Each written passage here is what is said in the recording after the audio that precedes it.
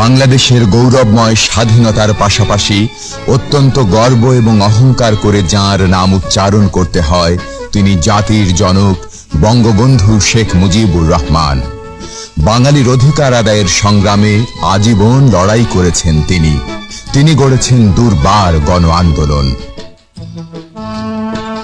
এমনই এক গণজোয়ার আগরতলা ষড়যন্ত্র মামলার জাল ছিন্ন করে তাদের প্রিয় নেতাকে বরণ করে নিয়েছিল এই বিজয়ের বড় মাল্য দিয়ে। 1969-এর 23শে ফেব্রুয়ারি ঢাকায় রেসকোর্স ময়দানে তাকে বঙ্গবন্ধু উপাধিতে অভিষিক্ত করেছিল। 1970-এর সাধারণ নির্বাচনে